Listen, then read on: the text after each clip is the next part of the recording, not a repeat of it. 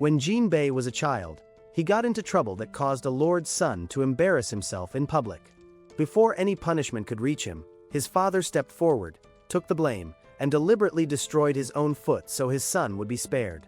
The injury never healed, and it cost Genjuro his ability to fight forever. Jinbei has carried that guilt every single day. So when the insect magistrate office comes looking for his father, Jinbei takes his place and walks straight into a city under siege. He spends his first month forbidden from even drawing his sword, but hidden inside him is a power inherited from his mother that nobody knew existed. When pushed to the brink of death, his hair turns white, fox ears emerge, his eyes go pure white, and he becomes overpowered hybrid fox god. However, before any of this, 100 years before the story begins, giant insects started appearing across Japan and turning Edo into a place where stepping outside was a genuine gamble. After years of pressure from the people, the government finally establishes the Insect Magistrate Office, a group of skilled warriors whose only purpose is to hunt these creatures and protect the citizens of Edo. Upon arriving in Edo, Jinbei gets separated from Kotori and ends up wandering the busy streets with no idea where to go. He eventually crosses paths with a young woman named Oharu, better known as Haru, a kind girl who manages her family's tea shop. As she guides him through the city, she tells him how the Insect Magistrate Office came to be. For years, ordinary citizens submitted request slips through the shogun's complaint system pleading for protection against the insects. Haru quietly mentions that her own parents spent years doing exactly that. But the office came too late for her family, and her parents were killed before help ever reached them. Before long, a commotion breaks out nearby and Jinbei runs straight toward it, coming face to face with his first mushi. Turns out, it's a Yaragumo, a massive prison spider that has made its way into the city. He manages to drive it back before running into Kotori again mid-chaos and announcing he has come to join the office right then and there. Before Kotori can respond, someone runs past screaming that the spider has taken Haru, and Jinbei is already gone. He finds Haru trapped inside a building, wrapped in thick webbing with the creature looming over her. Jinbei charges in, but his blade gets sealed in webbing almost instantly, and more spiders crawl out of the shadows around him. Just then the rest of the insect magistrate arrives. Hibachi tears through the swarm with gunpowder and no hesitation whatsoever. Kooa cuts through the spiders with the calm intensity of someone who has done this 100 times. Tenma unleashes his spirit creatures and handles his share with quiet precision. The three of them clear the swarm while Jinbei stays locked in with the main beast and takes the worst of it. He gets knocked to the ground, and the moment the spider turns back toward Haru and she cries out, Jinbei is back on his feet. He blocks the next strike and puts the Yaragumo down with a burst of powerful sword strikes as Kotori watches silently from the side. A far larger insect appears immediately after, and Jinbei refuses to back down even as his body gives out. And it is only when Mugai, the final and most composed member of the magistrate, arrives and ends the threat in a single motion that the fight is truly over. Haru embraces Jinbei with tears in her eyes and tells him she refuses to accept death the way she once had. Jinbei thanks Mugai and makes a firm promise to grow stronger. Kotori, having seen everything he needed to see, officially welcomes Jinbei into the office. Jinbei's first morning at the Insect Magistrate Office does not go the way he imagined. Instead of a warm welcome, he is met with cold shoulders and zero interest from practically everyone. To make things worse, Kotori pulls him aside and hands him a rule that completely deflates him. Because a previous member of the magistrate lost his life to an insect attack, Jinbei is forbidden from drawing his sword on missions until further notice. For a samurai whose entire purpose is built around his blade, this is a bitter pill to swallow, but he has no choice. He is then paired with Hibachi for a patrol mission to check for insect activity in the area. Hibachi is a kunoichi who specializes in explosives, and she makes it clear from the start that she has no interest in working with him. The two argue almost immediately, and the root of their friction surfaces fast. Both of them look up to Mugai above everyone else in the office, and neither is willing to share that admiration without turning it into a competition. In the middle of their bickering, Hibachi lets her guard down just enough to share her story. She comes from a ninja clan slowly fading into irrelevance, and her grandfather, the head of the clan, refuses to pass on their explosive fighting technique to her simply because she is a woman. She joined the magistrate to build a name he cannot ignore. In her first real battle after joining, she froze against a demon dragonfly and nearly died before Mugai stepped in and saved her. Growing strong enough to stand beside him has been her driving force ever since. Jinbei and Hibachi find unexpected common ground in their shared admiration for Mugai, and for a brief moment it almost feels like the start of something. Then Hibachi decides he is only saying all of this to lower her guard and punches him cleanly in the face. Before they can get back to arguing, screaming breaks out near the river. They run toward it and find two terrified civilians beside a dead horse on the riverbank. Out of the water rises an Aonlyama demon dragonfly, and Hibachi steps forward to handle it while ordering Jinbei to protect the civilians. She fights hard, but the creature drives her into the river and ruins her explosives. With her main weapons soaked and useless, she is in serious trouble. Jinbei cannot draw his sword, but he refuses to stand still. He jumps in and distracts the dragonfly long enough for Hibachi to recover. Despite everything in her wanting to refuse his help, she takes it. The two coordinate, and Hibachi brings the creature down with her blade in one clean strike, ending the fight without Jinbei ever drawing his sword. Back at the office, Kodori asks Hibachi directly whether Jinbei drew his sword. She pauses, and then tells him he did not. During a training session at the office, Jinbei watches Koikawa Shungaku stumble into a large rock in what appears to be a drunken haze and slice clean through it without a second thought, using nothing but a worn-out blade and pure muscle memory. Jinbei is so impressed by this that he immediately plants himself in front of Koikawa and asks him to take him on as a student. Koikawa does not say yes, but he does not say no either, which Jinbei takes as a yes and follows him out on patrol without waiting for a second opinion. The two head out into the streets of Edo together, and it does not take long for Jinbei to notice that something is very wrong with how people react to Koikawa. Everywhere they walk, the citizens of Edo treat him with open contempt. People throw stones at him in the street, call him a murderer to his face, and make no effort to lower their voices while doing it. Koikawa walks through all of it without reacting, which somehow makes it worse to watch. Jinbei does not understand the hostility and refuses to simply accept it. He plants himself beside Koikawa and makes it clear without saying much that he is not going anywhere, and that simple, uncomplicated loyalty catches Koikawa so off guard that he genuinely does not know what to do with it. Meanwhile, word spreads through the city about a string of vault robberies happening at night. The cuts left on the vault doors are clean and precise, the kind only a highly trained swordsman could make, and suspicion quickly falls on the most obvious target. That same night, Koikawa is discovered standing next to a freshly sliced vault with a bloody sword in his hand, looking exactly as guilty as the situation implies. He is arrested and thrown in jail without much opportunity to explain himself, and the charges feel airtight to everyone involved except Jinbei. Koikawa had told him clearly earlier that he would never steal or kill again, and Jinbei believed him then. He still believes him now. He decides to break him out, which goes about as smoothly as one would expect from a plan with no preparation, and the two of them end up sprinting through the streets of Edo in the middle of the night with law enforcement right behind them.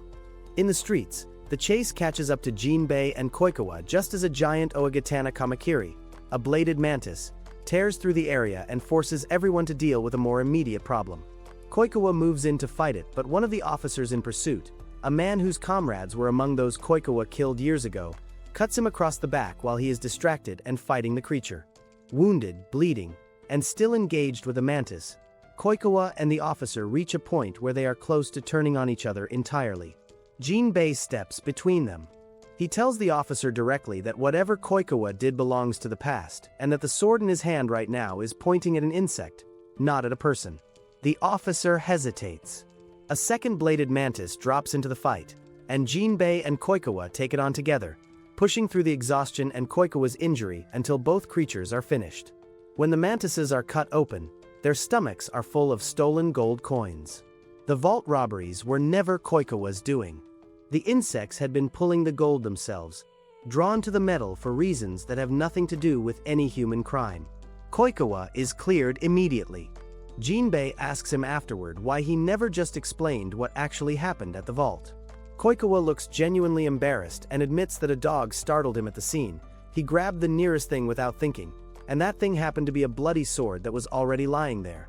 He knew with complete certainty that nobody would believe that story. Jinbei believes it without blinking, which leaves Koikawa staring at him with absolutely nothing to say. The two of them end the night at a quiet tea house, sharing drinks in the kind of silence that does not need filling. The insect magistrate office has no shortage of skilled warriors, but Tenma Ichinatani might be the only one who walks around like he is actively waiting for someone to ask him for an autograph. Noble family, powerful abilities, zero patience for people he considers beneath him, which by his own generous estimate is basically everyone. Kooa finds him insufferable. Hibachi finds him insufferable. And then there is Jinbei, who decides to give him the benefit of the doubt anyway. That carefully constructed image comes apart the night Jinbei accidentally walks into Tenma's room and stumbles onto the one thing Tenma has been protecting more carefully than anything else about himself. Tenma Ichinatani, noble-born summoner and proud member of the Insect Magistrate Office, is completely and utterly terrified of bugs. Not mildly uncomfortable, not quietly cautious, but genuinely, thoroughly, can barely function terrified, particularly of anything that crawls or wriggles. Jinbei tracks Tenma down in the streets before long, where a young boy has approached him with a kind of wide-eyed enthusiasm that has no calculation behind it. The boy is a genuine admirer of the Insect Magistrate Office, and he looks at Tenma like he has already decided he is worth believing in.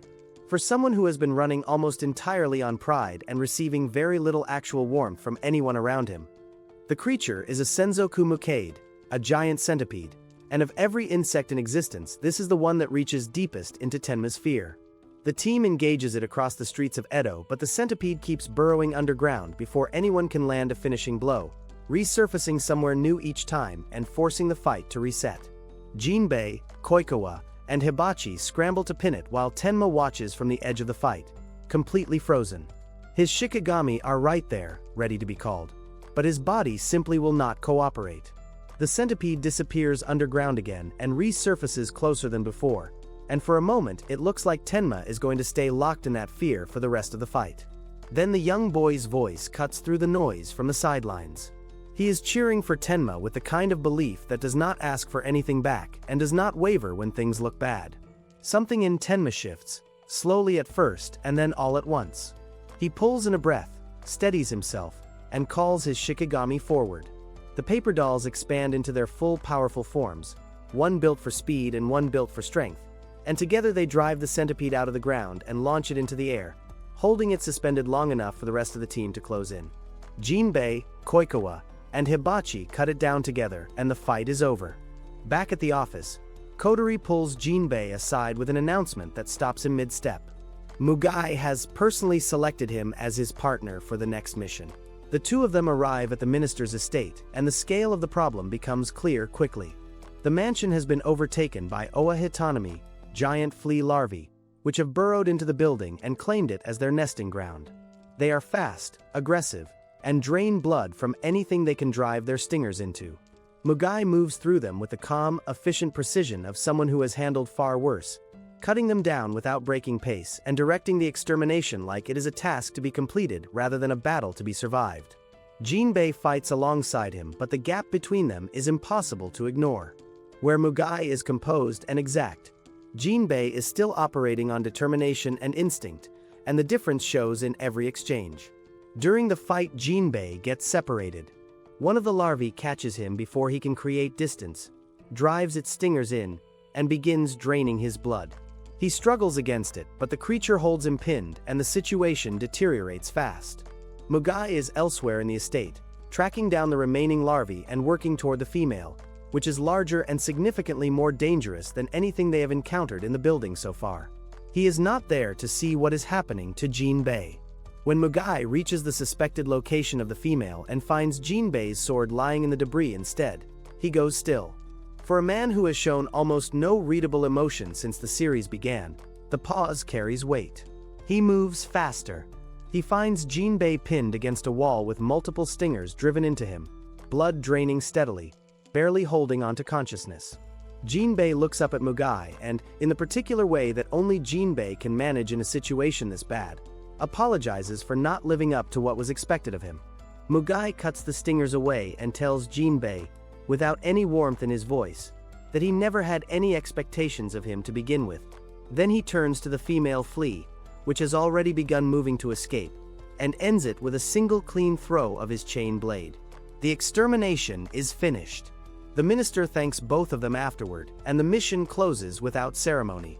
On the walk back to Edo, Jinbei asks Mugai directly why he chose him as his partner for this mission. Mugai is quiet for a moment, and then simply says he has forgotten. He keeps walking without looking back.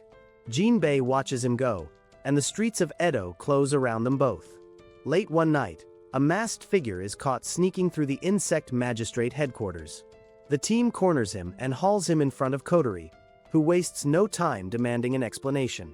The intruder removes his mask with clear reluctance and introduces himself as Nagatomi Maru. The two make their way through the streets of Edo in a silence that Nagatomi Maru is perfectly comfortable with, and Jinbei absolutely is not. Suddenly, Yabuka, a giant night mosquito, drops out of the darkness and attacks. Jinbei moves to intercept it, but the creature is faster than expected, dodging every attempt he makes to get close enough for a clean strike. The fight grinds on without resolution, and Nagatomi Maru, for all his intelligence, finds himself in a genuinely dangerous position with nothing useful to contribute. Something clicks. He thinks quickly, identifies the mosquito's weakness, and acts on it without hesitation. Together, the two of them bring the creature down cleanly. This year, the creature is a warrior king beetle, and it is not the kind of opponent that goes down without a fight. The full team heads out to deal with it, except for Jinbei. His 1-month sword ban has not expired yet, and Kotori is making no exceptions regardless of how much Jinbei visibly wants one. Jinbei watches his teammates head out, accepts his situation with a particular brand of cheerful stubbornness that defines him, and keeps himself busy around the city while the battle plays out elsewhere. Out at the river, the warrior king beetle lives up to its name. The creature is large, aggressive, and built to absorb punishment, which means the team spends a significant stretch of the fight hitting it hard and watching it push forward anyway. It charges through coordinated attacks, drives members of the team back with its sheer size, and refuses to slow down even after taking strikes that would have finished most insects twice over. The crowd watching from their vantage points gets considerably more of a show than they bargained for. Eventually, the team finds its rhythm, and Mugai closes the battle with the same clean and effortless precision that has made him the standard everyone else in the office quietly measures themselves against. The warrior king beetle goes down, and the summer war ends for another year. While all of this is happening across the city, Jinbei is having a completely different kind of afternoon near the headquarters. He crosses paths with a young woman he has never seen before. She is calm and unhurried, dressed simply, and she carries herself with a stillness that is difficult to place. When the beetle is dealt with, the city returns to its usual rhythm. The fireworks that traditionally mark the end of the Ryogoku River opening light up the night sky over Edo, and Jinbei watches them from the riverbank alongside Haru, taking the rare quiet moment for exactly what it is. The sword ban is almost over. The real work is about to begin. What Jinbei does not yet know is that the woman he spent the afternoon with is the insect magistrate herself, the person who leads the very office he works for, standing in front of him without her title or her authority while the rest of Edo looked the other way.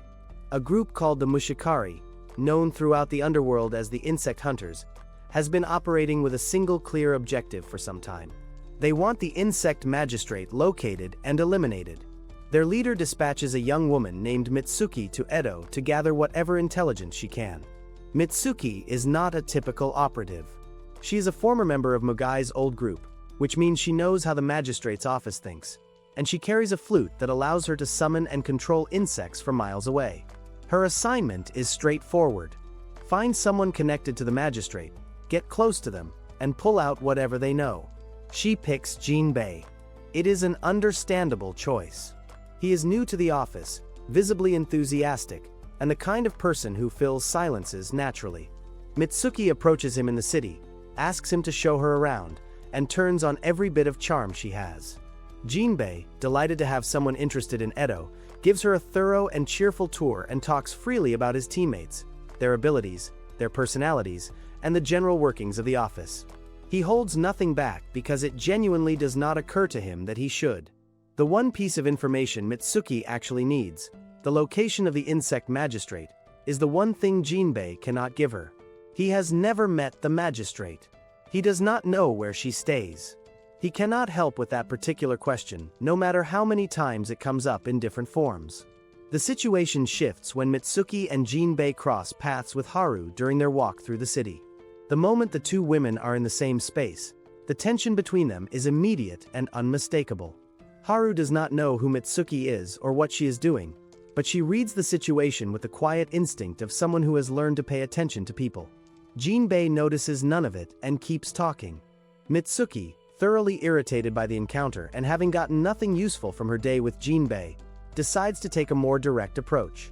That night she kidnaps Haru and uses her as leverage, sending a message that pulls Jinbei away from the city and toward a trap she has already prepared outside Edo. The insects press in and sections of the underground space begin to collapse. Jinbei pulls Haru close and shields her from the falling debris as he fights through the creatures closing in around them. The thing that stops Mitsuki from pressing the attack harder is not the fighting itself. It is watching Jinbei and Haru laugh together in the middle of the collapsing underground space.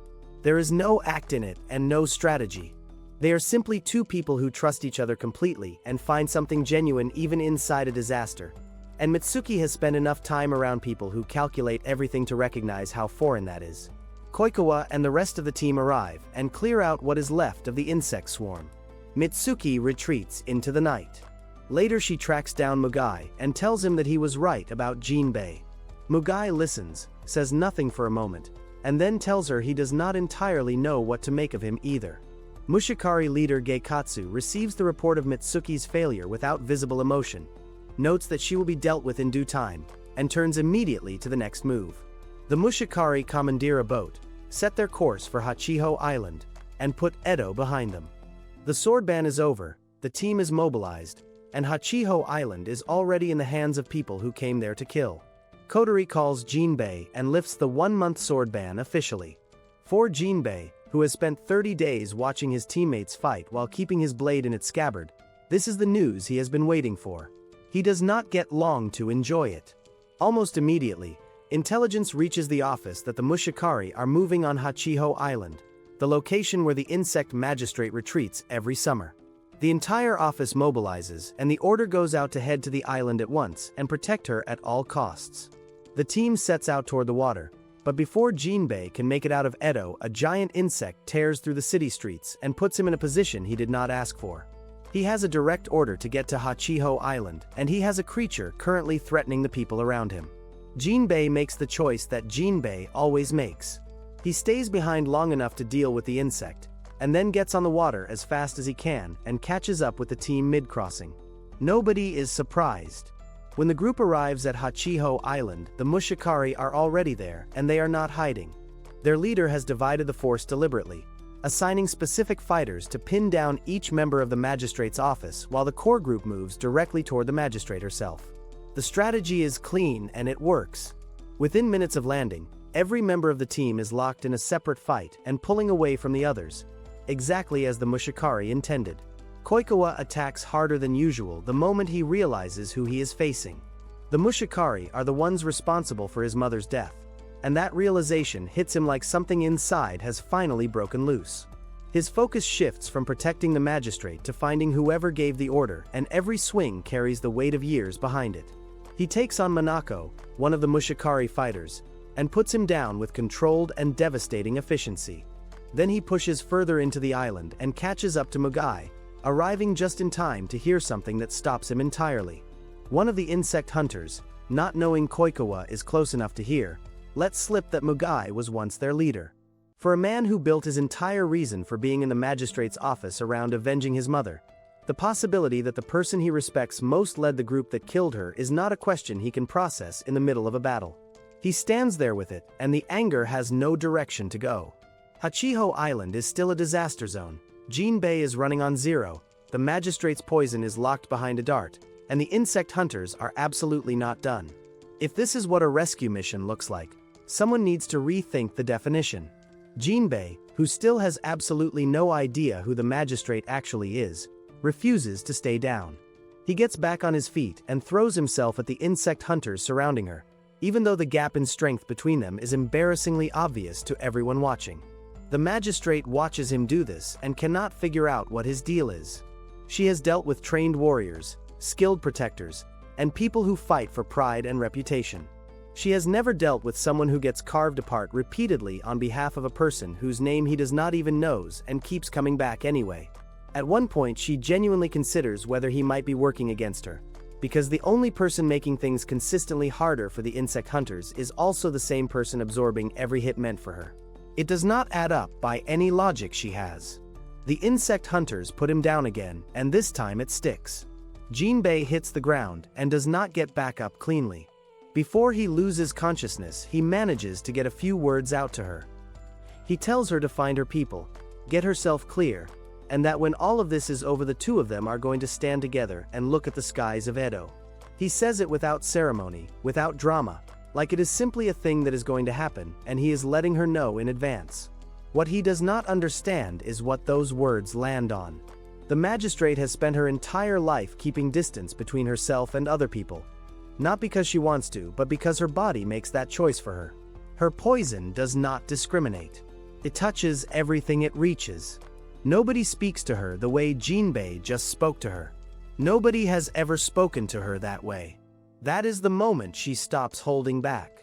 Her poison surges outward past its usual range with a force and a fury that none of the insect hunters in the area had prepared for. It is not measured or tactical. It is rawer than anything she has shown before, and every insect hunter in range feels exactly how raw it is. The rest of the team begins pulling back together around her position, and the momentum of the battle finally starts breaking in their favor for the first time since the fighting began. Meanwhile, Kooa has been doing what Kooa always does, which is making everything as personal as it is possible to make it. He pulled back from his confrontation with Mugai after working out that Mugai could not have been the one who actually killed his mother, and now he has tracked down the insect hunter who did it.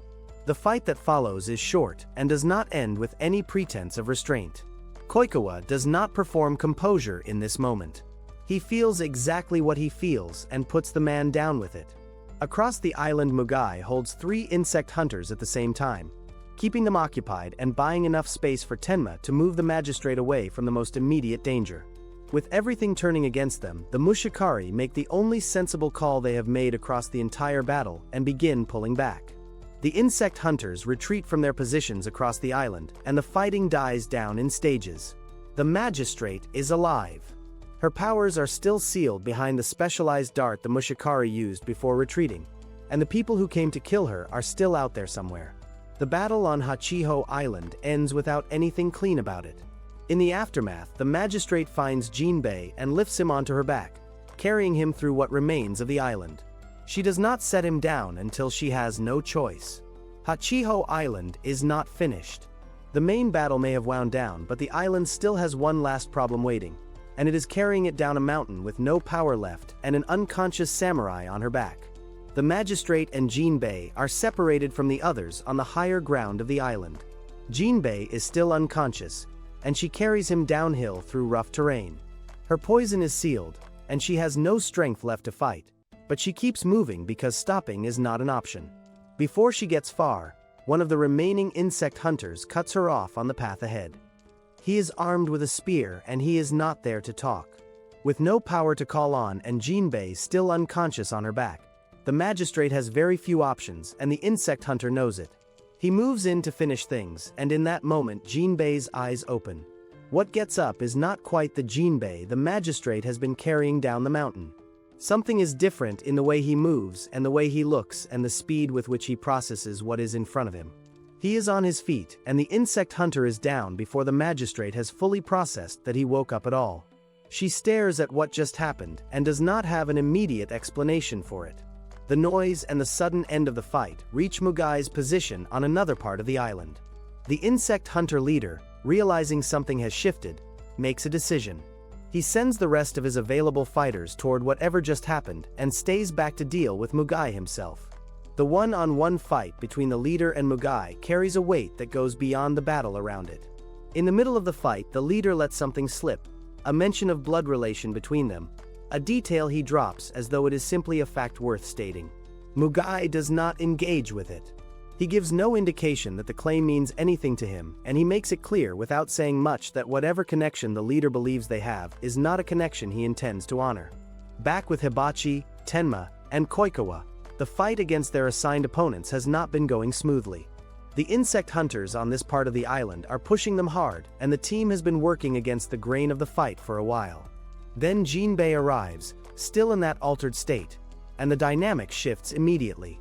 He moves through 3 insect hunters on his own without any visible strain, handling opponents that the rest of the team has been struggling against as though they barely register. The problem is that this version of Jinbei is not processing friend from enemy with any care. His teammates have to keep track of where he is at all times because he is not doing it himself. He is not protecting anyone.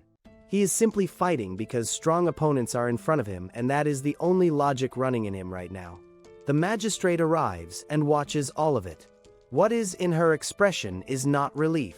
An insect hunter sees the opening and corners her in the moment she is most exposed. She is seconds away from a serious strike when Jinbei snaps back. The altered state drops out of him like a switch being thrown.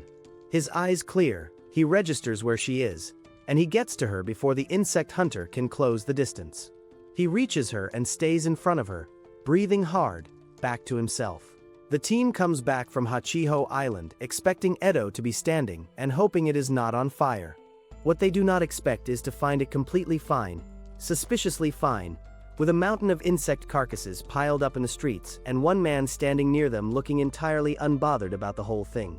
Genjuro Tsukishima arrived while they were gone and apparently decided that the insect situation in Edo was something he could handle on a bad leg and no backup. He was right. The team pulls into the city and the sight of Jinbei's father stops everyone short. Genjuro cannot walk properly. His leg has not been right since the day he took the injury that was meant for Jinbei, and yet he is standing in the middle of a city that he just cleared of insects on his own while every trained member of the magistrate's office was occupied on an island. The team is stunned into silence. Jinbei is not silent. He is overwhelmed in the specific way that happens when something you have spent years carrying guilt about walks up and reminds you in one look that it was always heavier than you thought. That night, the office holds a celebration for the victory at Hachiho Island. The food is good, the mood is as relaxed as it ever gets for this particular group of people, and somewhere in the middle of it all Jinbei finds a quiet moment with his father.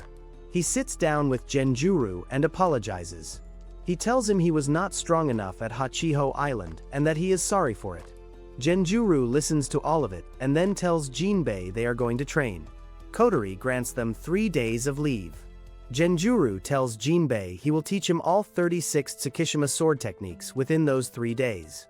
Jinbei hears this and takes it at face value, which turns out to be a significant mistake. The two of them travel to Mount Fuji and Genjuro wastes no time getting started. He begins with the first technique, the Fuji hammer, and demonstrates it the way someone who has had it for decades naturally demonstrates something. Back in Edo while the training is happening, the magistrate is sitting with a question that has not left her since Hachiho Island. She has worked out quietly that a strand of her hair ended up in Jinbei's mouth during the battle, and that this contact with her poison is the most likely explanation for what happened to him in that altered state. The part she cannot get past is what that means. Her poison does not transform people. Kills them. No ordinary human survives contact with it at that level, let alone reacts the way Jinbei did.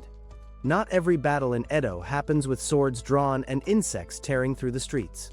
Some of the most useful intelligence ever gathered about the insect magistrate's office was collected in a public bathhouse by a woman in a red cloak who simply sat down and let people talk. Turns out, Osono is a young journalist with sharp instincts and no fear of going anywhere to find the truth. She has been working on a story about the insect magistrate's office and has learned something important. She talks about Jinbei the way someone talks about a person they have genuinely paid attention to over time, openly and without any performance behind it. The details she shares are specific and real, drawn from actually knowing him rather than observing him from a distance. She talks about how he showed up in Edo with no idea where the office was and wandered into a spider attack on his first afternoon. She talks about the way he approaches every person he meets with the same uncomplicated warmth, regardless of how they receive it. She talks about the fact that he does not seem to carry resentment in any direction, even when the situation would justify it. Osono listens carefully and takes everything in without interrupting. A clear picture of who a person is tends to reveal more than a summary of what they do. On the other side of the city, the magistrate sits alone in her compound and works through what she knows about her current situation. Her poison is still sealed behind the dart the Mushikari used at Hachiho Island. She has not found a way past the seal, and it is not for lack of trying. Without her full abilities, Edo is operating at a level of protection below what it needs to be, and she knows exactly what that means if something moves against the city before she breaks through.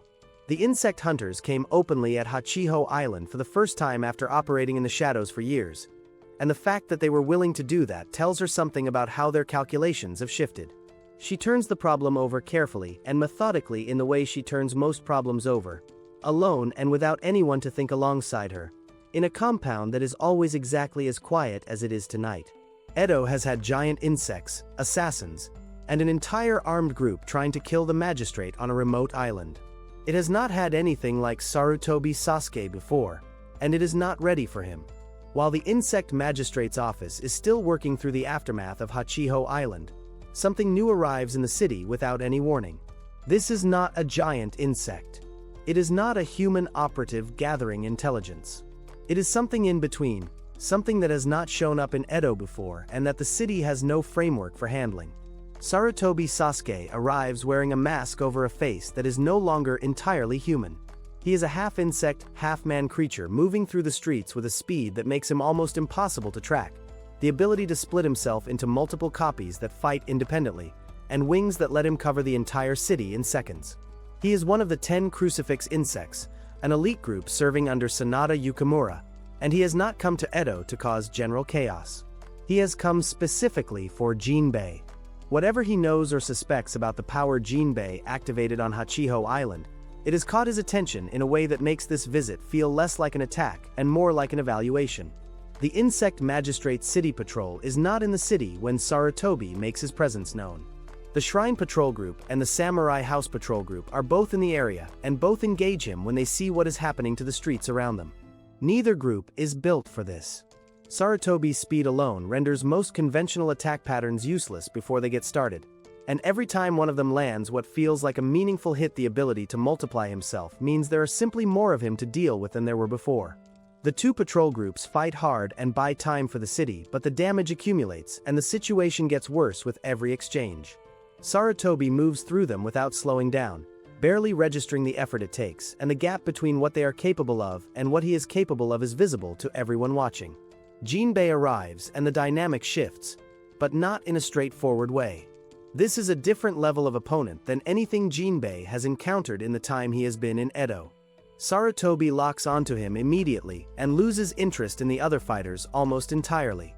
The fight between them is fast and brutal and does not go in Jinbei's favor for the majority of it. Jinbei is faster and stronger than he was before the Fuji Hammer training, but Saratobi is still well beyond what Jinbei can match cleanly. He uses the Fuji Hammer and lands a real hit that would have ended most opponents, but Saratobi's regenerative ability means it does not. He reforms, comes back at full capacity, and Jinbei takes a serious round of punishment, working out that the technique alone is not going to be enough. Every cut heals. Every blow that would normally finish a fight does not finish this one. Jinbei keeps adjusting and keeps taking punishment and keeps looking for the opening that has not appeared yet. The breakthrough comes when Jinbei thinks back to what his father told him at the base of Mount Fuji about what the Fuji Hammer actually is. His father did not teach him a powerful strike. He taught him a technique that, applied with the correct force and angle, delivers a crushing blow rather than a cutting one. Against an opponent that regenerates cleanly from being sliced, blunt, and crushing force is an entirely different problem. Regeneration handles damage to tissue and structure. It handles cuts and punctures and wounds. It does not handle the specific kind of destruction that comes from the Fuji Hammer applied correctly to the right target. Jinbei holds that thought through another exchange, takes more punishment to create the right angle, and drives the Fuji Hammer directly into Saratobi's head with everything he has. The head does not regenerate the way the rest of him does. Saratobi goes down and stays down. The city patrol groups begin working through the damage as the streets settle back into quiet. Jinbei stands in the middle of the aftermath, breathing hard, with Saratobi on the ground in front of him and the weight of what just happened still sitting in his chest. He is one of 10. The West is burning. Village after village falls to Sanada Yukamura's forces, and nobody who looks at the pattern of destruction can pretend it is anything other than what it is. This is not a rampage. This is a campaign, and it has a destination. The scale of what Sanada's forces are doing across the western provinces becomes impossible to ignore. Report after report reaches Edo describing settlements that were standing 1 week and reduced to nothing the next, with no meaningful resistance mounted against whatever came through them. The pattern is not random, and it is not opportunistic. Every location that falls sits along the same line pointing toward Kishu, and the people reading these reports in Edo understand what that line means. Kishu is not a target chosen because it happens to be nearby. It is a target chosen because of what falls apart without it. If Kishu is taken, the path between the western half of Japan and Edo opens completely. The barrier that has been keeping Sanada's campaign from reaching the capital disappears, and the city that the insect magistrate's office exists to protect becomes exposed in a way it has never been before. The magistrate understands all of this, and she does not wait. She goes to Edo Castle, to the room belonging to Nagatomi Maru, the masked figure Jinbei escorted home through the quiet streets of Edo on a night that seemed unremarkable at the time. What she finds in that room stops her in the doorway. The space is not the private library of an eccentric scholar with a habit of breaking into government buildings. It is a working research operation. Nagatomi Maru has been tracking the shape of what is coming with the precision of someone who considers himself a direct participant in how it ends. The magistrate goes through the room carefully, takes in everything she can, and leaves it with considerably more information than she brought in and a considerably more complicated picture of the masked bookworm who has been quietly involved in her world far longer and far more deliberately than anyone around her realized. A flashback reveals Genjuro Tsukishima's history for the first time, especially how he met Jinbei's mother, Kane. Both were wandering samurai, traveling different parts of the country on their own, each carrying a name the other had heard long before they ever met. When they finally crossed paths in Edo, they recognized each other by reputation alone, and that recognition led to an immediate challenge. They dueled each other, and the fight lasted for an entire year. During that year of fighting and pushing each other to the edge of what both of them could do, something else developed alongside the combat. They fell in love. They made the decision to get married. They spent time in the gaps between training sessions discussing names for the child they expected to have one day, and when Kane eventually gave birth, she named him Jinbei. The magistrate brings Jinbei the assignment directly and without ceremony. Her poison is still sealed behind the Mushikari's dart, and she cannot wait indefinitely for it to break on its own. She needs to travel to Kishu to reach the specific location where the seal can be lifted, and she wants Jinbei as part of the group making that journey with her. Uka Tadasuke is assigned to accompany them as well, a samurai of exceptional intelligence and strict principle who carries himself like a man who has thought carefully about the correct way to do everything and found most people around him wanting. He is one of Edo's sharpest operational minds, and his presence on the escort is not a formality. The group finishes its preparations and moves out through the gates of Edo, with Kishu ahead of them and the full weight of Sanada's ongoing campaign already sitting between them and where they need to arrive. Jinbei has been scolded, corrected, lectured, and told he is doing things wrong by a long list of people since arriving in Edo. None of them have been quite as committed to the task as Uka Tadasuke, who begins forming opinions about Jinbei approximately 3 minutes into the journey and does not stop sharing them. The escort group leaves Edo and heads toward Kishu with the magistrate at the center, Uka managing the operation with the focused intensity of a man who has thought carefully about the correct way to conduct every aspect of a mission like this, and Jinbei being Jinbei. Uka is a samurai of exceptional intelligence and strict principle who believes deeply in the way of the warrior and has spent enough time around people who fall short of it to have developed a very particular expression for when it happens. Jinbei triggers that expression almost immediately and keeps triggering it at regular intervals throughout the morning. From Uka's perspective, Jinbei's approach to the journey is a catalog of things a samurai should not do. Jinbei receives each correction with the same uncomplicated cheerfulness he brings to everything, which does not appear to improve Uka's assessment of him. The magistrate travels between them and says very little about any of it. She listens to Uka's corrections and she watches the way Jinbei absorbs them, without deflation, without resentment, without adjusting who he is in response to being told he is wrong. Sanada Yukamura's reach extends further than anyone in the group was counting on, and the evidence of that reach appears in the form of Nizu Jinpachi, one of the 10 crucifix insects, who intercepts the group mid-journey. His appearance this far from Kishu tells the group something important. Their movements have not gone unnoticed, and Sanada's forces are already working to cut off their approach before they get anywhere near where they need to arrive. Jinpachi is a dangerous and capable opponent, and the fight that breaks out around him is not a clean or comfortable one for anyone involved. Jinbei engages Jinpachi directly and holds his ground through a fight that pushes him harder than the road has so far. Uka, for his part, reveals something in this fight that his composed administrator bearing has kept hidden until now. He is a skilled combatant operating at a level considerably above what the spectacles and the precise speech patterns would suggest. And the moment the situation demands it, he steps in with a kind of capability that lands very differently against the backdrop of someone who has been quietly judging everyone else's fighting form all morning. The fight does not reach a clean conclusion. Jinpachi retreats rather than being defeated, leaving the confrontation open in a way that keeps the tension of the arc alive and signals that this particular problem is not finished yet. The group presses on toward Kishu. That evening, the magistrate watches Jinbei from a short distance while he sits with the aftermath of the fight. Sanada Yukamura is not the kind of person who waits for problems to arrive at his door. He knows the magistrate's group is coming, and he has already turned the territory itself into a weapon before they get anywhere near Kishu. Wanted posters go up across Kishu carrying the faces of Jinbei and his companions, and they go up fast. The people of Kishu have been living under Sanada's shadow long enough that the idea of crossing him does not sit well with anyone, and the moment the group enters the region they find themselves being tracked and reported on by ordinary people who want no part of whatever brought these particular travelers to their province. The 10 crucifix insects are somewhere in the territory, but the first layer of difficulty the group runs into is not them. It is farmers and shopkeepers and villagers who have decided that the safest thing to do with wanted fugitives passing through their area is exactly what the posters say. Jinbei gets separated from the magistrate and Uka during a pursuit through the narrow paths between villages and ends up in the hands of the people of Iwamatsu, a small settlement that captures him without much difficulty given that Jinbei does not fight back when they grab him. They hold him under Sanada's standing orders and then spend a considerable amount of time uncertain about what to do next, because the samurai sitting in their custody is cheerful, cooperative, and does not appear to understand that being a captive is supposed to be unpleasant. Jinbei asks if there is anything he can help with while he is there. The villagers of Iwamatsu find this confusing. The situation shifts when bandits attack the village. Iwamatsu has no meaningful defenses and the attack hits fast.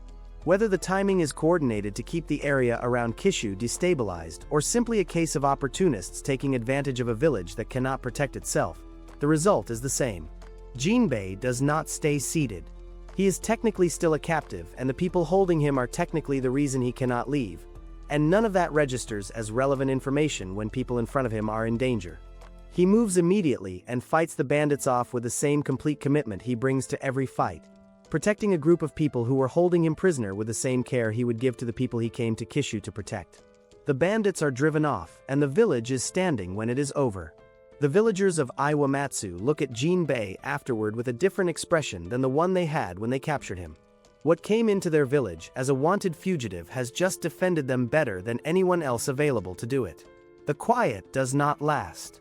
2 members of the 10 crucifix they take a girl from the village hostage and use her as leverage to put Jinbei exactly where they want him, which is in a confrontation on their terms with no clean way out and no backup close enough to matter. The moment the girl is taken, he is already moving toward her, and the situation escalates from a tactical setup into a full fight before the Rokaru combo has finished explaining the terms they want him to accept. The villagers of Iwamatsu watch from the edges as the fight unfolds.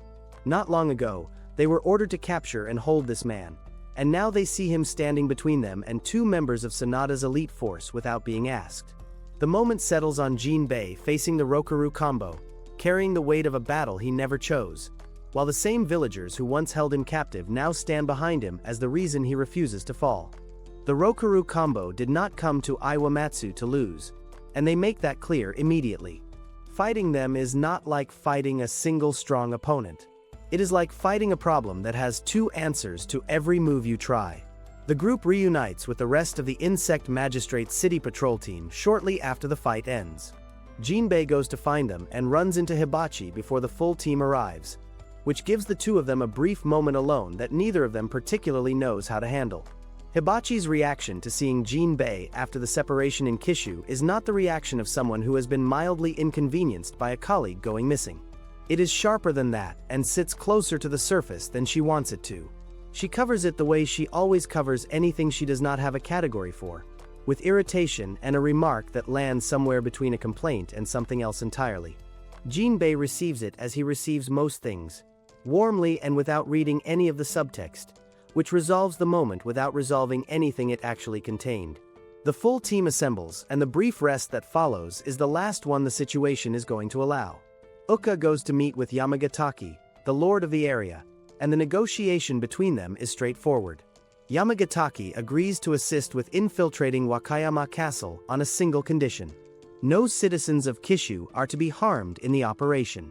Uka accepts and lays out the structure of the assault clearly across 3 groups.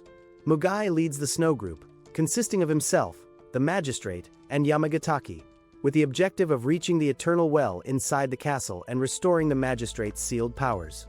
A separate moon group handles civilian evacuation to clear the area of non-combatants before the fighting begins. The remaining city patrol members form the flower group, which draws the shortest assignment and the longest odds. Their job is to engage the 10 crucifix insects directly, hold the line, and buy time for the snow group to reach the well before Sanada's forces can stop them. Jinbei is in the flower group. He is being asked to hold off some of the most dangerous individual fighters in the entire arc, while the group moves into position as Wakayama Castle rises ahead of them through the darkening sky, and every person standing in that formation understands what they are walking into.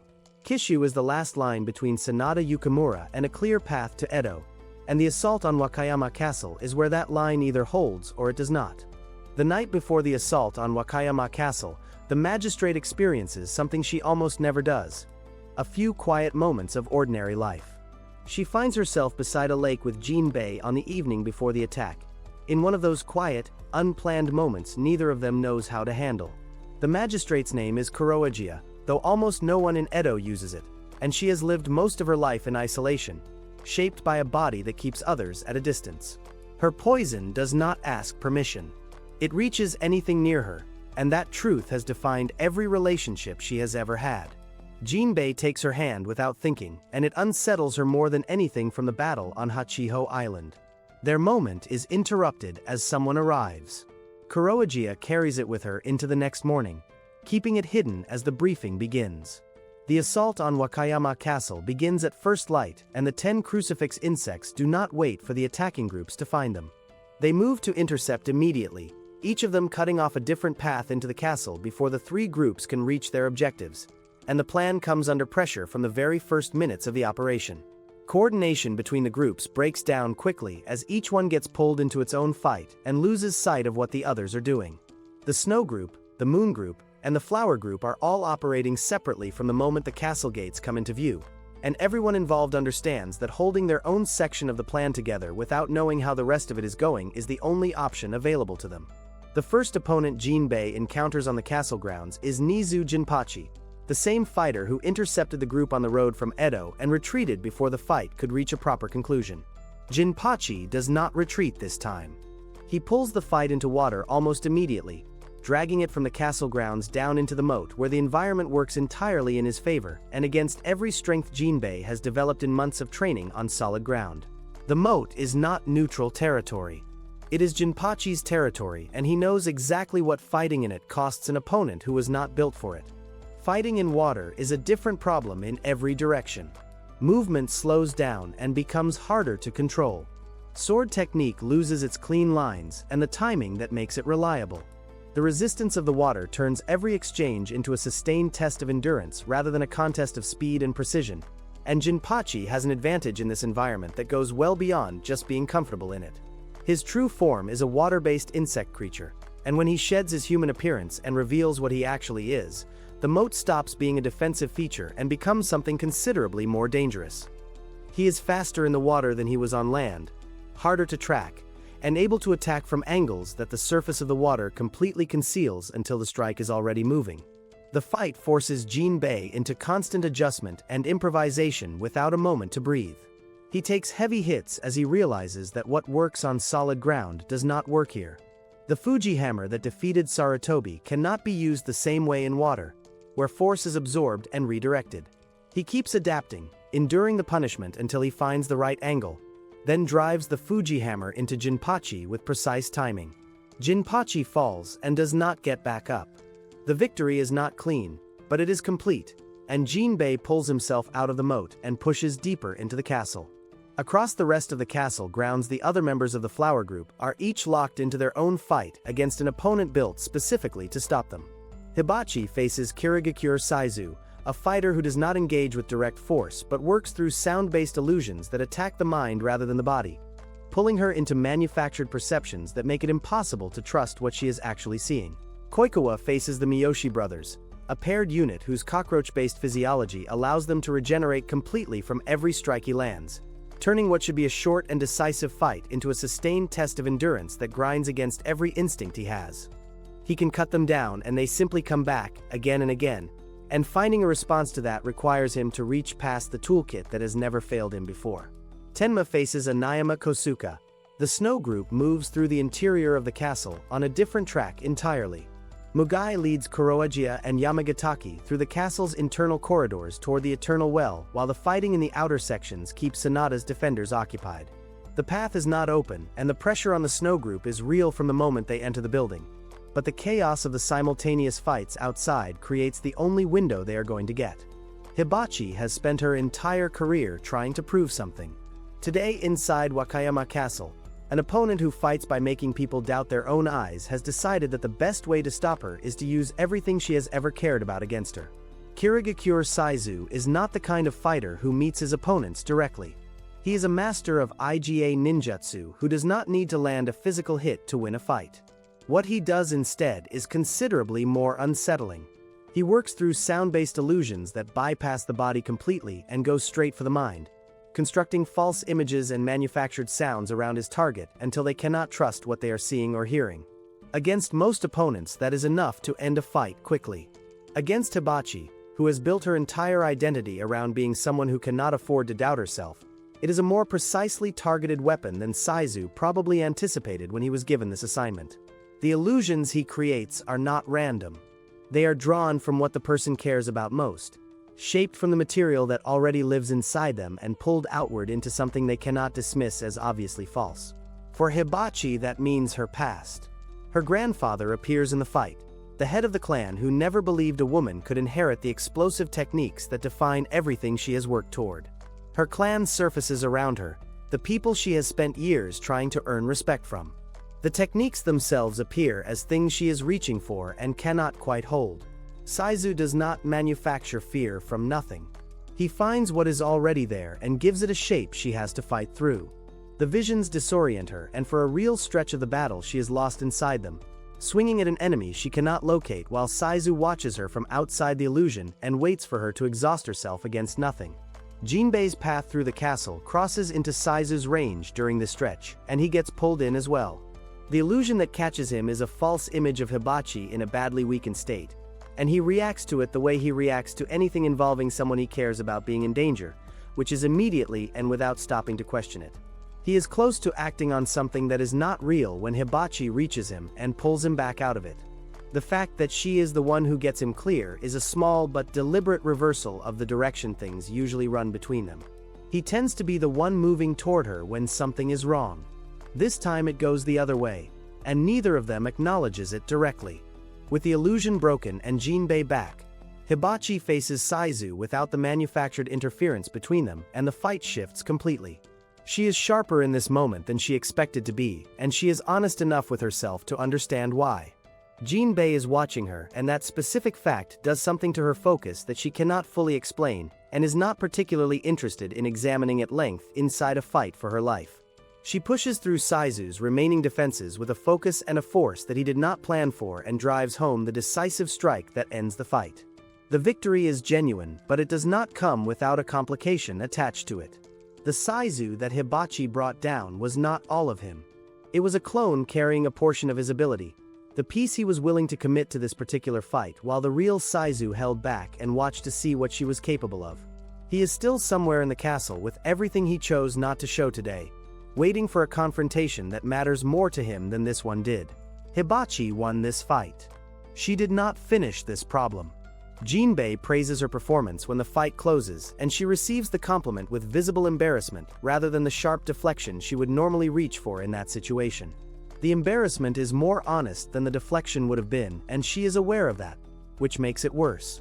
Kooa has killed 99 people. He has not forgotten a single one of them, and inside Wakayama Castle, he is about to fight two men who would call that number an act of mercy and mean every word of it. The third fight of the Wakayama Castle assault belongs to Kooa, and it is the most uncomfortable one he has had since Hachiho Island, though not primarily because of the physical difficulty. His opponents are the Miyoshi brothers, Saikai and Isa, two members of the 10 crucifix insects who approach violence with a religious conviction that is disturbing precisely because it is not performed. They kill without hesitation and with a specific and sincere belief that what they are doing constitutes salvation. Every life they take is one they understand themselves to be freeing from suffering. They explain this between attacks with the calm certainty of people who have thought about it a great deal and arrived at conclusions they consider settled. They are not cruel in the way that cruelty usually presents. They are convinced, which is a different and harder thing to fight. The real problem with the Miyoshi brothers lies in their physiology. They are cockroach-based insect creatures, which in practice means they can regenerate completely and without fail. Limbs that Kooa cuts off simply reattach. Bodies he slices through reform as if nothing happened. Damage that would have ended any normal opponent long ago does not build up the way it should.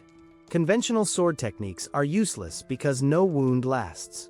Kooa cuts one of them in half, only to watch the pieces pull back together while the other keeps attacking. He strikes again, and the same thing happens. The fight refuses to end, and as it drags on, it begins to feel less like combat and more like futility. Kooa feels a heavy weight during the fight, not just because of how hard it is, but because of what he sees in the Miyoshi brothers. They kill without hesitation and truly believe they are right. Their reasons are different, but the way they think is the same as his once was. He remembers how he killed people out of grief and anger while convincing himself it was justified. The difference between them feels smaller than he wants to admit. He says nothing and continues fighting. Uka watches from a position nearby and does not hide the doubt in his assessment of how this fight is going. He knows Kooa's history more specifically than most. He was present when the record of the killer of 99 was compiled and the number was attached to a name, and watching the person that name belongs to try to put down two opponents who simply come back from everything he throws at them is not a comfortable thing to observe.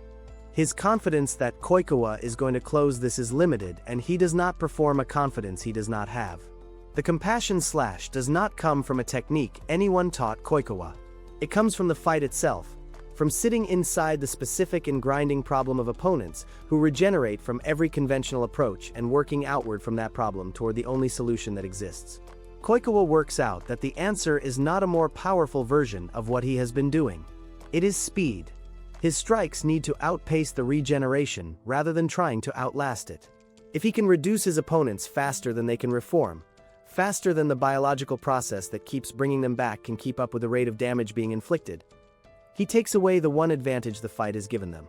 He begins cutting with a speed and a relentlessness that does not pause to assess the results of the previous strike before the next one is already moving. The technique is brutal and exhausting, and it works. The Miyoshi brothers go down, and this time they stay down. Kooa does not receive the end of the fight with anything dramatic.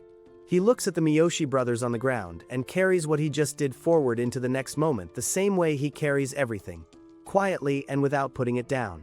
Uka watches him from across the space and says nothing about what he just saw.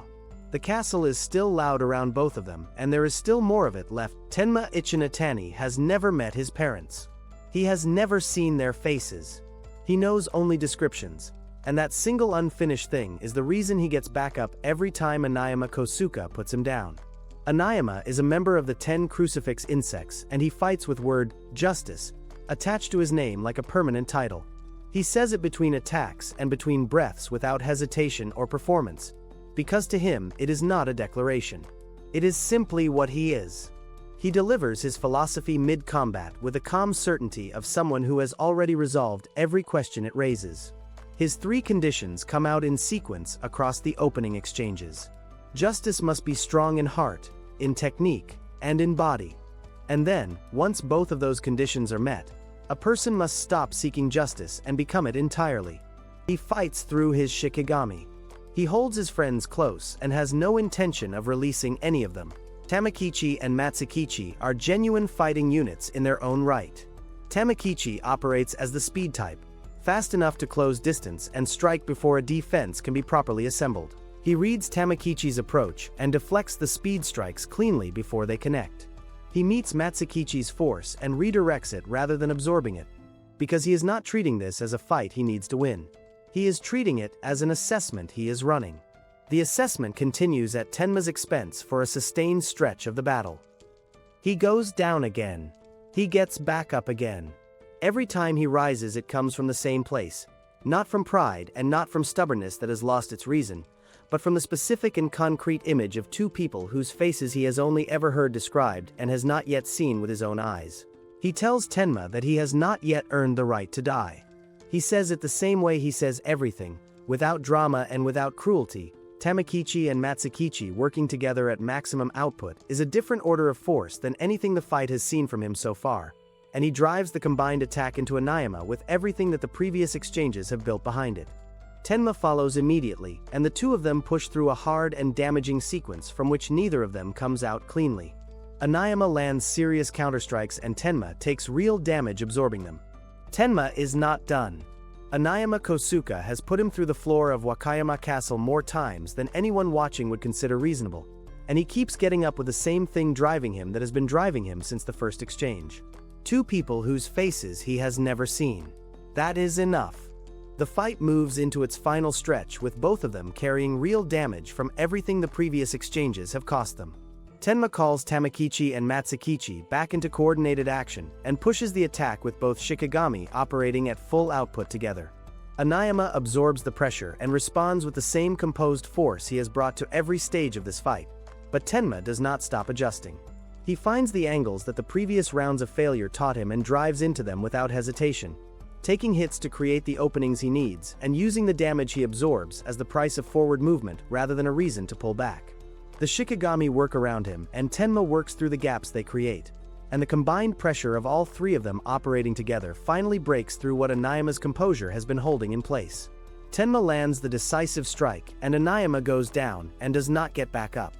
Jinbei watches the end of the fight from close enough to see it clearly and moves to Tenma the moment it closes. He tells him he did well and means it without any performance behind it. Tenma receives it and does not have a response ready. Jinbei does not wait for one. The castle is still active around them and the flower group pushes forward together toward the upper sections of Wakayama, advancing steadily as the remaining 10 crucifix insects are cleared from the positions they have been holding across the building. Each fight that closes opens another section of the castle, and the group works upward through it with the coordination that the individual battles have built between them. As the flower group pushes higher through the castle, Jinbei comes face to face with Sanada Yukamura for the first time. Yukamura is at the upper level of the castle, and the distance between them closes fast. Jinbei moves toward him without hesitation, ready to take him on directly, but Uka cuts in before the engagement begins. He tells Jinbei plainly that fighting Yukamura is not his assignment. Kuroijiya moves through the castle toward the Eternal Well, needing someone by her side. Jinbei hesitates for a moment, looking at Yukamura and then at Uka, before turning and following her. Uka steps forward to face Yukamura alone. They are not evenly matched, and Uka knows it from the start, but he does not step back. He holds his ground on the upper level, buying Jinbei as much time as he can while Jinbei descends into the castle to find her. In the section of the castle below, the snow group has already reached the Eternal Well.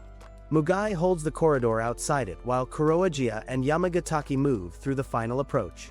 Before she can reach the well, Kirigakure Saizu steps out from the interior of the castle. Kuroijiya is prepared to lose everything she remembers in exchange for getting her power back. Jinbei is not prepared to let that happen, and the Eternal Well has no idea what it is about to deal with. Jinbei reaches the chamber and finds Kuroijiya already inside the well. The water is full of the poison that the well draws from whoever enters it, and the price it is extracting from her is not just physical. The well gives back power and takes memories in return, and Kuroijiya entered it knowing exactly what that exchange would cost her.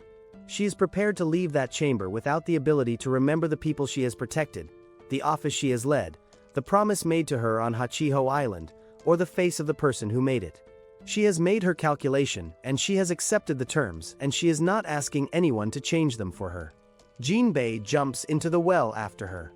The water is saturated with her poison, and the moment he is inside it, the poison reaches him, driving into him and pushing through him in a way that would kill any normal person who entered that water. He pushes through it and tells her she does not have to pay this price. He is not making an argument, and he is not offering her an alternative plan. He is simply telling her, in the specific way that only Jinbei tells people things, that she is worth more than what the well is asking from her, and that he will not stand beside it and watches her give her memories away. Kuroijiya listens to him through the water and the poison and the weight of everything the well is pulling out of her, and something in what he says reaches her in a place that the logic she arrived with cannot answer. She comes out of the well. Her power returns with her, restored and unsealed. Jinbei jumps into a well filled with poison to stop someone from giving up their memories. He has no plan, but that is exactly what the moment needs. He drops into the eternal well, and the poison water reaches him at once, moving through his body just as it did on Hachiho Island, not killing him, but forcing him to endure the cost. He pushes through and finds Kuroijiya within the well. Close, the water reveals her past instead of the calm and distant magistrate known in Edo. The fire at Osaka Castle, the handmaidens who betrayed her to save themselves, the saw alone, and that losing the memories is not the price she has to pay because the memories are part of who she is, and she is worth more than what the well is asking. She listens to him through the current and through the water and through everything the well is trying to take from her, and what reaches her is not the argument. It is the person making it. Someone willing to jump into poisoned water with no plan simply to stand next to her and say that is enough to move something in her that logic could not touch. She agrees to come back up with him. The entrance to it. He looks at both of them, and his composure does not shift. He is considerably stronger than he was before the well released its energy into the chamber, and the power of that release has flowed into him in a way that the original three-group plan did not account for. He tells Jinbei directly that Uka is dead. Jinbei hears it and does not believe it, not out of denial but because the person he knows Uka to be is not someone who goes down without taking most of the problem with him. Yukamura watches him not believe it and finds the reaction interesting. Mugai arrives before the confrontation in the chamber can fully unfold and tells Jinbei to take Kuroijiya and leave Wakayama Castle without stopping.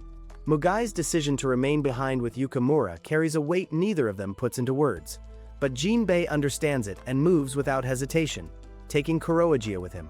They run through the interior of the castle looking for the exit while Mugai holds the space behind them. The castle is still loud above them, with everything the flower group is still working through in the upper levels, and the structure around them is carrying the damage of everything that has happened inside it since the assault began. Jinbei pushes hard through the corridors with Kuroijiya beside him, and the exit appears ahead of them, and for a moment it looks like the plan Mugai outlined is going to work cleanly. Yukamura is at the exit when they reach it. He did not pursue them through the castle. He simply moved faster than they did and arrived first, and he stands between Jinbei and the way out with the quiet patience of someone who was never particularly concerned about the outcome. What follows is not a long fight. Jinbei engages him with everything he has at his disposal, and Yukamura takes it and responds with the force that the Eternal Well's energy has added to everything he was already capable of. The gap between them is not close. Jinbei takes the full weight of Yukamura's attack and goes down at the exit of Wakayama Castle with Kuroijiya beside him and the sky of Kishu visible through the opening in the wall behind them. Jinbei went into that well to save Kuroijiya's memories. He came out of it to find her pointing everything the well gave back at him. This is Edo's finest samurai at work. Kuroijiya stands outside Wakayama Castle in her transformed state, and she is not the person who walked into the Eternal Well. The well restored her power completely and took her memories in exchange, and what walks out of that process is not Kuroijiya. It is Shiroijiya, white-haired and fully transformed, with none of the context that would tell her who Jinbei is or why he is standing in front of her. She drives her poison at him and he takes it. He does not move out of the way, and he does not fight back against her. He pushes through the poison the way he pushed through it in the water and reaches her and wraps his arms around her and holds on, absorbing as much of what she is releasing as his body can take, trying to pull her back through the contact the same way standing beside her in the well pulled her out of the memories. His body takes the full weight of it and he collapses. He goes down against the outside wall of Wakayama Castle and does not get back up immediately. The rest of the team moves in around Yukamura while Jinbei is down. Hibachi, Kooa, Tenma, and the others who made it through the castle push the fight to Yukamura from every direction they can reach him from, covering each other and working to hold him in place. Yukamura takes the pressure of all of them without stepping back. The well has given him a level of strength that the group as a whole is struggling to match, and the fight is not going in a clean direction for any of the people trying to hold him. They buy time and they take damage and they do not stop, because the one thing everyone in this group understands about what they are doing is that stopping is not an available option. Something shifts in Kuroijiya. The contact does not return clear memories, but a feeling, something real breaking through the emptiness, a recognition deeper than memory itself. She kneels beside Jinbei as the poison around her begins to settle, the transformation slowly losing its grip. She does not fully remember who he is, but she understands that whatever he did cost him everything, and that is enough to bring her back to herself in the ways that matter. Jinbei opens his eyes. He is still in the altered state, the demon fox mode that the Eternal Well first triggered in him on Hachiho Island, white-haired and moving at a level that the normal version of him does not access. He gets to his feet and looks at Yukamura across the space where the rest of the team has been fighting and walks toward him. The team pulls back and gives him the space, and Yukamura looks at him and does not move away. The citizens of Kishu who have gathered at the edges of the fighting watch from where they stand. The members of the team who cannot keep going watch from where they are. Everyone on that ground outside Wakayama Castle is watching Jinbei walk towards Sanada Yukamura. What follows is the final fight of the Kishu arc, and it belongs entirely to Jinbei. He goes at Yukamura with the Fuji Storm first, the technique that raises his opponent into the air and takes the fight vertical. Yukamura absorbs it and responds with the force the well has given him, and Jinbei takes the counter and drives upward with the Fuji Rising Dragon, sending himself above Yukamura in the air above Kishu with everything the fight has built underneath him. The Fuji meteor drop comes from that height, and it comes down with everything Jinbei carries in it. Every fight that has pushed him past what he thought he could do, and every person standing on the ground below watching him. It connects, and Yukamura goes down, and does not get back up. Sanada Yukamura is finished. The ground outside Wakayama Castle settles around the aftermath, and the people of Kishu come forward from the edges of the space where they have been watching. The members of the team find each other across the debris of the battle, and the castle stands behind them damaged and quiet. They get Kuroijiya and Jinbei onto the ship together with everyone else who made it through the assault. The vessel moves away from the shore of Kishu and out onto the open water, carrying the insect magistrate's office back toward Edo. Jinbei sits on the deck with Kuroijiya beside him as the water flows past, and for the first time nothing stands between them and home. That's all for today, my fellow men of culture. Make sure to like and subscribe the channel for more anime recaps.